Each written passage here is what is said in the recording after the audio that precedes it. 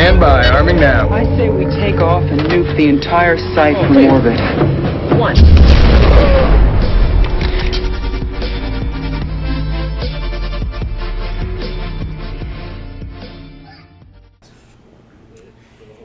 Guys, we're coming to you live from the 2017 Laserforce Internationals in Sacramento, California. We got some people here to talk about laser tag and the teams that are going to be playing the tournament. Starting with me, DK from Sacramento, and we also have here Guy next door from Auckland. Thanatos, who can't talk today. I'm playing for Auckland, but I live in Texas, and I used to live in Sacramento, so I'm kind of a mutt. Yeah. he's a bloody traitor. We don't care about him. Pretty much. We also have Redneck Tech from I'm homeless, playing with the Chula Vista. Doing the thing, playing the tag.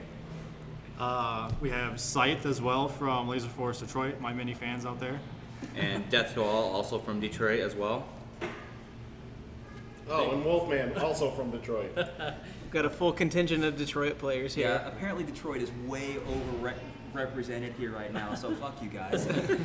It's okay, you don't have to worry about us. We'll be at the bottom soon enough. So without further ado, 8th place, definitely Detroit this year. Yeah, for sure, Detroit, yeah. No objections? All right, moving on.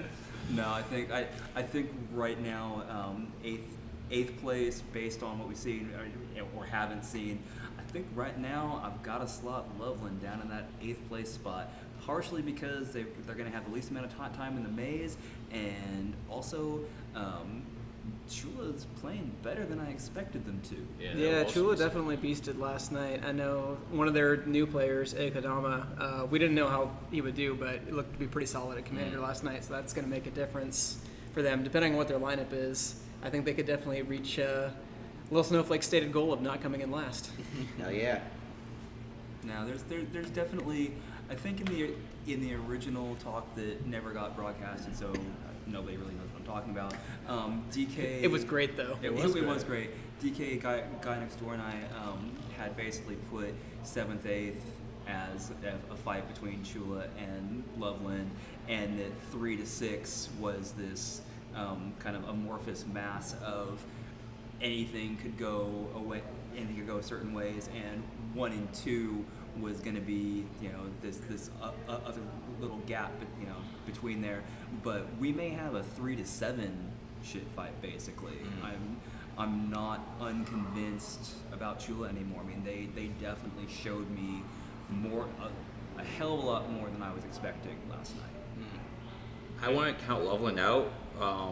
Just from when they played at West Coast 2016, they improved a lot just coming from Nats in 2015. So, and they've been playing a lot, and they've been talking to Josh, and it's going to be interesting to see how they've learned based off the information he's been giving them. Have they got a few people from that team, like from that Nats team? Is it the same? It's most of the core group. I know at least among their good player, they're probably their top players, like the Fear Turkey, Slaughtermelon. I don't know what he's going as nowadays. Rosie, yeah. But Luke, Josiah, Caleb, those guys, all pretty solid. So I think they can definitely improve this year. I want good things for them because I think they're a good group of guys. I want to at least see them win some games. I think they're going to be scary in a couple of years. They'll be good. For sure. I'm glad there's actually some growth happening on the scene, which is nice. Oh, and to be fair, also, I mean, if I'm quite happy to be wrong about them, like getting rolled the whole week. I mean, in a perfect world, I don't want them to get rolled. I don't want to see anybody get rolled. I don't want to see anybody get rolled because, games. I want all the games to be solid. If they bust out with some stuff that is totally left of center and play better than anticipated, hey, more power to them. I'm quite happy to be wrong about that. I think you're left with the mentality of after having Nats in there in 2015, right? 15. They it's like, oh, that's how you play. All the world's best players just came here and showed us, and now we're going to take that and cultivate it. And that's usually a 2 to 3 year process, but they definitely have done more than get it started. Yeah. I think for me the most exciting part about this is seeing Auckland play an arena again since 2014. Like from the skill that they have, like all around as a team, coming together in like Sacramento, playing, the field for the first time and crushing us as Detroit, like playing against them. We thought we were evenly matched. We may have to reevaluate that a little bit with GND crapping on us multiple times. But like I almost fell down. Yeah, I'm really excited to see, like, especially our game versus Auckland. Not so much New York because we play against them all the time, but I think for Detroit, our main goal is to see how we stack up against them the most. Especially because we have such a younger generation of players. Like, we've got 5 people for Detroit, and 3 of them, this is their first or second Nats. Like, they're really new to the tournament scene, to where me and Scythe, we've been doing this for a year, so we kind of know, like, what to expect. Yeah, it's always kind of interesting when you get newer players into the tournament environment. You really find out, like, what a player is made of when you get them into this type of pressure cooker, because you either find out, oh wow, you're actually a lot better than you thought, because you're having to raise your game to the level of the best from multiple sides, not just the best from your side. Or you find out that actually no, you really suck because you can't deal with the pressure. But there's no way to know that until that actual moment of when you step in that maze and are actually playing at that level. But again, in a perfect world, I totally want to see everybody who's newer, and even everybody that's experienced. I want to see everybody, raising their game 1, 2, 3 steps, because they're getting honed against the sharper competition, and be able to, take that back to their own site at that higher level, and then help raise the level of play across everybody else. I mean, that's really the biggest value in the Nationals, in my opinion, is that you get to, you get your group of players that gets to sharpen themselves against everybody else, and then you get to take that back and hopefully raise everybody else's game as well. And we don't want to see Brisbane lose at the end of the day. I mean, let's yeah. just be honest. Right, how come no one's talked about Rusty yet? All they thought. We'll do it live. So we have the sweet sounds of lasers in the background, so you have some nice ambiance going on there. So You know we're not faking. Exactly. We're really here. Because I think for both your guys' teams, Auckland and Detroit were kind of the wild cards in my mind, just because I have a little bit less knowledge about those teams coming in. Because most of the people on the Syracuse-St. George hybrid, I've never seen them play together, but I've seen them play a fair amount. I know Sac B, they know the field, but they have a little bit less experience overall. So full disclosure, at least in my initial rankings, I had taken Auckland kind of third in a reputation, and I had Detroit initially ranked 6th, just because I knew what the other teams were, and it wasn't meant to be disrespect to Detroit so much as so much as recognition of some of those other teams. But based on what I saw last night, I think you guys could definitely do better than that. I feel like it's animosity for 2015. Everyone hates us now. Sorry, guys. No, everybody hates you, man. Yeah, everyone hates me. I wasn't the bad guy. I'm not the bad guy. You helped them, though. You can blame the people that abandoned us. I have to say, though, for SAC B, though, as far as local B teams go, like, they are, I think, much stronger than I've seen a B team. Nimitz, right? Yeah. And Bracken. Dragon's playing with Loveland, but yeah. Okay. But still, I mean, But people have, her similar to her in any way. yeah, it was good to see that in the locals here. Having played with many B teams. They're definitely solid. They have a good dynamic with each other. I mean, some of them are actual family members and sort of selected family members, so they have definitely a strong bond between them. I'd say in some ways stronger than the link between the SAC A players. Our biggest link is we've all been playing for a long time, and we all really want to beat Brisbane, so there's that. So many prima donnas.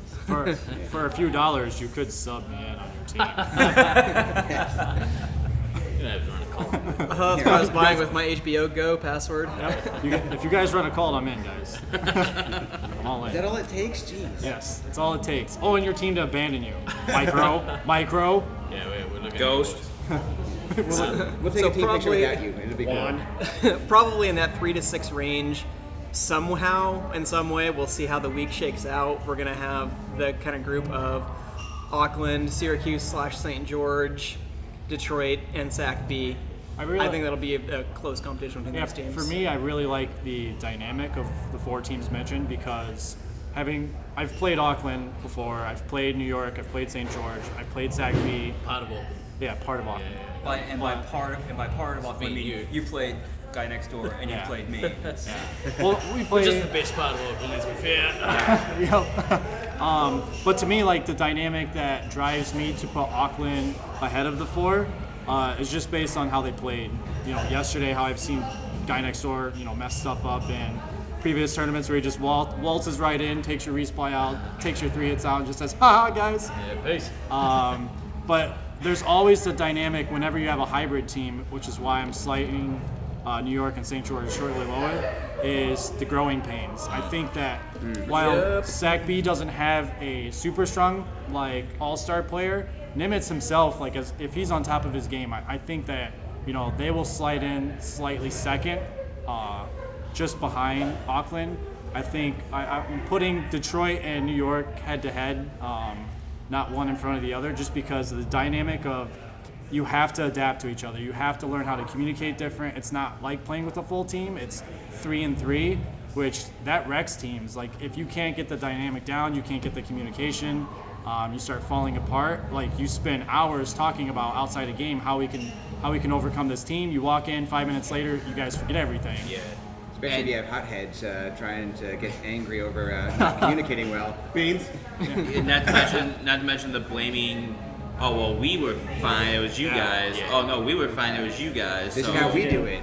I think the longer the week goes on, though, They'll figure it. yeah, it generally clicks because if you've got cats that are good skill levels, usually find a way. Well, and guys like Thunder and Off the Wall are pretty easygoing. That So dude will even play if, with, yeah, anyone. even if Wow.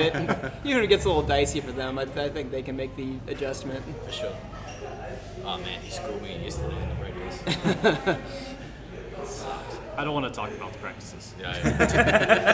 Dude, I missed 2 gens. I don't understand Terrible. how we beat you guys. That was You guys had a higher point spread than us. and that can't be. Basis of the game. I blame the scoreboard. There's something wrong. Technical errors. But we all talk about it all the time. We say oh yeah, you have to worry about this one player. This one player's going to do this. But I can speak for everyone that's around this table where one player cannot carry you to a victory. It cannot carry you to Wait, I was there a at title. Loveland. Loveland aside, we're not gonna talk about that. Everyone hates me already. But especially in this field, you can take a super strong player, an all-star player, a top 5 player, put him on a team, and if there's no communication, if there's nothing, you're stuck on an island, Scythe Island, Rusty Island, and you'll just hear that player being called out by 5 players, all 5 eyes watching this one player, and when you get to that point, you realize you're attacking alone. It sucks. You're literally, what is my team doing right now? Where 5 people are looking at me, and none of them are going shot down. None of them are going back. Yeah. But it's like that in most arenas. It's super hard to carry as a one base player, a top player, and to me, this arena, you can't do that. This tournament's also interesting because, like you said, there's so much depth in all of the teams that there isn't that. Wow, it's Brisbane. Even Brisbane. No, see, I would say with Brisbane, that's the thing is even though They Rusty have a has team of this full reputation, it's not just Rusty. It's not just that they have the best overall point scorer. It's that they have a depth. murderer's row of other guys who are just going to come in and wreck you. It's like, oh, good, we stopped Rusty. Now there's 2 scouts and a heavy in your resup and just beating on you. And I think that like all the teams that are here, I can't speak for Loveland because I haven't seen them play yet, but like everyone that I saw play yesterday, there's no having to rely on that one person. You can kind of trust the rest of your team to know what they're supposed to be doing. Or at least that's how it looked to me. There's some head shaking in the Detroit background. is all looking up at the sky like, GND, we don't know what you're talking about. Hey, I'm an optimist. Well, we'll see what What's happens. up, I mean, the games versus us yesterday, versus Detroit and Auckland. I mean, given that each team had a sub, the games were just back and forth. It was each team was trading blows, punch. At the end of the day, Auckland pulls it off, a 4,000 point victory, something like that. There's a few missed spaces on both sides, but that speaks volumes of both teams. One team having not played here before. They're just coming in, walking in, and crapping on us. And the other team has 2 players that are familiar with the arena and 3 players that are not, and they're still adjusting. But for both teams to be able to do that at such a high level and be that small of a difference between the 2 teams, I mean, I can't wait to see how our games are going to be. Good. They're going to be intense. It could be really good, because just looking at the overall stats for our site, it's all things being equal, we play a lot of pretty even games. It's pretty close to an even split for red versus green, and pretty close to an even split of elim games versus non-elim games. So among those teams that we think are pretty close in skill level, that should produce some pretty interesting matches. Yeah. Any other matches you guys are excited about? Well, obviously Sac A versus Brisbane. Yeah. I've been looking forward to this rematch for quite a while, and I know obviously Brisbane's the team to beat, but if I didn't think that we had a legitimate chance of winning, I wouldn't play. I mean, I can tell you from just experience, I mean, not shutting down one player is going to work, but I think working as a team, having, each person focus of one area that they're supposed to be doing, I mean, you guys got a pretty good chance. I mean, they've dropped games in tournaments before to, lower teams just by a lapse of a sense. Like, one thing goes wrong for them and another thing goes right, and the games change just like that. The flow changes. Suddenly, you're in a point deficit. Suddenly, a heavy gets knocked out or a commander gets knocked out, and you're just looking like, can we take this game? Can we push the elim? Can we push the point difference? And I mean, I can't wait to watch these games. It's going to be awesome for us. Our plan is just to get Taipan on tilt, and then we'll just go from there. It's not hard. For those that don't know, in 2014, Taipan raged extremely hard upon losing to the Brisbane C team, and the U.S. team capitalized on that pretty well. But that was an intense game. Rusty's also complained that the arena is being very slippery, and he's fallen down a lot. That's just because he's so tall. Center of gravity's all out of the way. Also, it's dark, and those ramps are just like, oh yeah, by the way, down, up, down. I'm I'll sure. say gravity thing. I'm sure drinking had nothing to do with it. Not even a little bit. Definitely not. No, We don't endorse that kind of behavior here at Laserforce. I think one of the things that we can definitely say about this week is that there are going to be some results in games that you're not necessarily expecting. I'm definitely expecting at least 1 or 2 major upset games / matches during the week where, the best example I can think of would have been from 2011 in Syracuse when was that Detroit B beat the Australian team because they killed Rusty out or something. Killed Rusty out with 63 special points. It was a perfectly timed 3-chain by Goku, as I recall. Yep. Yeah, so We almost took the match too. That second game, we had Rusty crit. yeah, but he was a little upset at that point. A 20-minute break in between both games, and that will do it for you.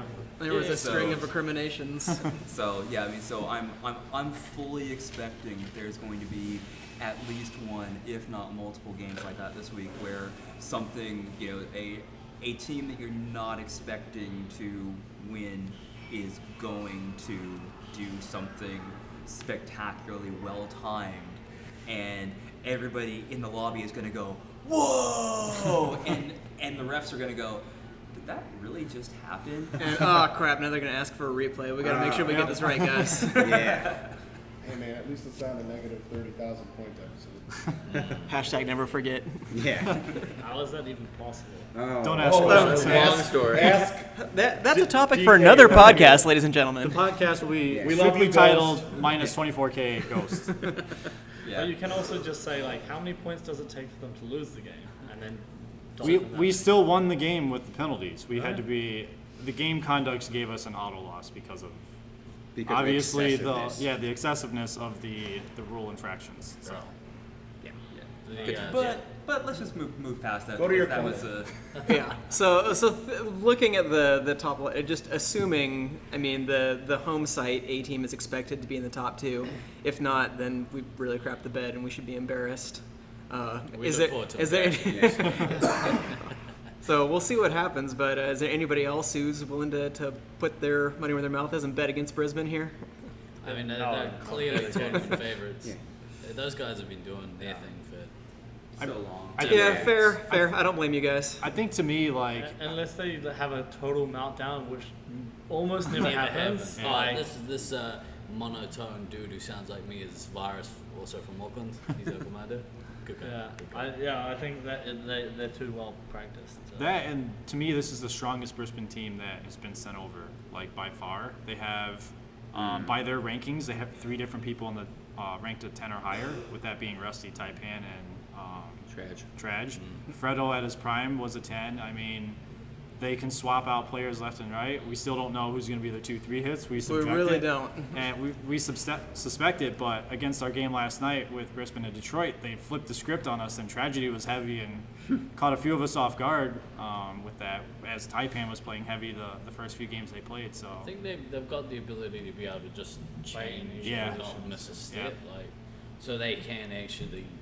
And that's a huge wild card for Yeah. the teams trying to take first, like especially for Sac's team. Is like, who do you slot in and try to play a different style because of faster, more agile players playing, or do you play a more stance game where you know Tragedy is always going to be guarding the resupply, and he's only going to come out every few times that he can. Yeah. I mean, That's the real test. it's a really hard thing to adjust. We've all said it. If you want to be the best, you got to beat the best. So Yeah. that's our goal this week. Well, this tournament, like, it's kind of unique in the sense that we got teams from all over the place. The first New Zealand team to compete in a US Nets, I believe. Yeah, Yep. Yeah, a majority predominantly- NC team. Yeah. that's an accurate statement. A Brisbane team that is one of the best that we've seen, even like by back home standards. I've seen some strong Brisbane teams, but this one is dope. There's so many teams from here as well. This is a good opportunity to see, okay, who is the best aside from Brisbane. Yeah. Who is the best aside from? Yeah. Who is the best that week? I will actually say with some confidence that I think top to bottom, this is the strongest overall field of teams we've ever had at a Laserforce tournament. Yeah. Because usually when you start getting up into these 8-team tournaments, you've got like a bottom like really 3 or 4 that you're just kind of going, really? We found a Dude, homeless dude outside. Like, Redneck deck. Hey, Do we my have- Armageddon team is top notch. like, That is true. I played against them. They are top notch. do we have to go into this game? Do we have? Oh, okay, fine. We're gonna go. We're just gonna do a quick elim because we need to get back on time or whatever. That's usually what you've got, and you've got like one dominant team, and then you've got like maybe 3 teams that you're like actually excited to play against because the games are going to be even and good and all that good stuff. This time, across this 8 field, I mean, okay, I said I'm picking Loveland for 8th because I haven't seen them and they didn't impress me in 15, and I didn't see them at West Coast. Hashtag shots fired. Come on. If they lost that, that's on you. Yeah. You finish like 6th. Hit 'em with a You finish crowbar. 6th in your own maze. Sorry, that doesn't impress me. But okay, yeah. So they've had some time. If they come to play, they come to surprise. Suddenly, with Chula playing well, now suddenly do you have this 3 to 8 that is relatively evenly matched with. Could even be 2 to 8. We haven't practiced that much. That's true. So Is that why you're not playing in the practice games? You don't want us to see you play. That's called being a good host. So Thanks, DK. yeah, just overall top to bottom, I genuinely don't think on in either hemisphere we've had a tournament with this overall level of team strength / equalness. And if anybody wants to disagree with me, you're wrong. No, personally, I don't feel that there's any team that we can afford to disrespect going into any of these matches. Because even in the last West Coast, where this same Sac A team didn't lose any games, we had definitely a moment of panic in one of the semifinals when Chula pulled like a 5-person rush on us, and we didn't know what we were doing, and it looked really scary there for about 45 seconds. I mean, if 5 people from Chula Vista rushed me, I'd be worried. The thing that I want to look into, stringing on the topic of like the 8th team, for me last year, Loveland looked kind of lost with the Nats. It didn't happen. But just giving them guidance, like from the point that I subbed on their team, told them, how to play the arena, showed them a few different tactics. I'm excited to see what they may have took away from that, like given the year that they've been gone. Fair. At West Coast, they did really well with the communication. They just had some blunders where their team was, going downstairs when they shouldn't have. They were trying to get bases when they shouldn't have. I mean, if they cleared up those and they can pull that together here, I think they may leapfrog Chula Vista as one of the stronger teams. Well, that stuff comes from time. And Yes. if they've had some time to kind of get those kinds out. Yeah. I really like Loveland's dynamic as well of how their three hits play. For anyone that hasn't seen it, pay attention to it, watch it. They're not really a static heavy that sits with the resupply. Their heavy pushes out more towards mid, and they sit a scout that's usually back for defensive purposes. That may or may not have something to do with me watching their play style, but after they made that change, they did really well last year. So I'm really excited to see if they stuck with that or if they may have found a new dynamic for that. Yeah, because for those that weren't at the fake Nats last year, Hashtag fake Nats. Syracuse B took Loveland for granted, and they lost the match to them in the finals, and Yep. they took Loveland to fourth place. Yep. No one expected that, and Loveland played their hearts out, and they deserved. That game was amazing to watch. Being in that game, that was like back and forth, back and forth. There's no one point in time where one team's dominating. It was back and forth the entire game. Well, like I said, I'm quite happy to be wrong about Yep. that. My bold prediction, quite honestly, would be that Loveland is going to win at least one match in the round play, and sometimes that's all it really takes to get it started. Because I think both Auckland and Detroit will recognize that within the span of a couple of years, you can go from winning one match to being champions. You look at Detroit from 2009 to 2013, suddenly they became a force to be feared. Auckland proved the same from about 2005 and then through 2008 in Ballarat when they shocked the world. Auckland was terrible. We were Oh pretty my terrible. God, Auckland was terrible in 2005. That's because we dropped Van. He was even worse. I know no one wants to talk about the New Zealand hybrid team in 2011 with 67 points. No one wants to bring that up either. With Detroit in third place, those awesome Whoa, guys. where was that? In And Syracuse. Syracuse. Oh. It was Oh, the yeah, third, yeah, That the was third- Australia. Yeah. Yeah, Australia hybrid. We win. yeah. No New Zealand. It was Yeah, they're like a different country. yeah. Wasn't that 12? That was was- 11. No, that was 11 in Syracuse. It was yeah, that technically was- classified as Okay. ANZAC. Yeah, there Oh, were. wait, because they had Baden, right? Yeah. No. No, they had- Baden was with Brisbane. They had Cookie and. It was Cookie, Darren, Spoonman, Yama, Lucky, and Thunder. Was Yeah. that So team? that's just no- Australia and America. Shit, Anzac. Missing the N and the Z. Yanks can't be bothered to know the difference. Yeah. They spelled New Zealand wrong on the side. New Zealand. It's just how they pronounce it around here. Yeah. Yeah. That's America talk. All right, guys. Well, thanks for a great discussion. So as we're about to sign off here, just want to plug a couple of things.